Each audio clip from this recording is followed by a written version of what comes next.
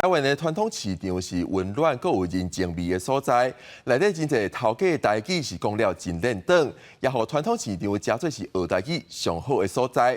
新竹市文化局就安排台语老师带大家来到传统市场进行台语的导览，阁安排趣味的美小菜活动，互民众来体验。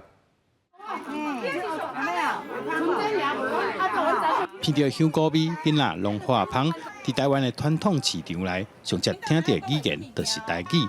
看到老师专工带大家来到遮学台语，头家娘讲用台语，无论是开讲也是买卖，都是有一种亲切的感觉。我感觉即摆囡仔全都袂晓讲台语会较济，啊，即摆教因这个方式哦，传统古早的迄个。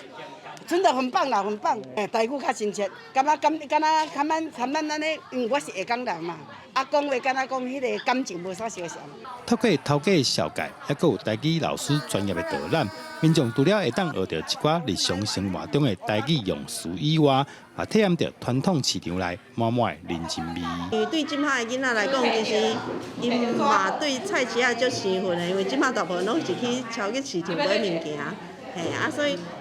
菜市仔这内底较有人情味。来菜市仔讲台语，应该较有人情味。有啊，当然啊，系啊，伊细汉的时阵拢讲台语较侪。互囡仔会当讲台语，传统市场是一个较好的所在，而且囡仔其实因即马足罕得说市业，对，所以无的靠因连就是传统市场内底的物件拢无真正看过。所以伊会当来遮，伊会当体验，然后伊会当看，会当实际去看到迄个物件，去闻到迄个物件。比如讲淡淡的涂骹，还是讲臭臭的味、香香的味、酸酸的味，我拢感觉这是足好的体验。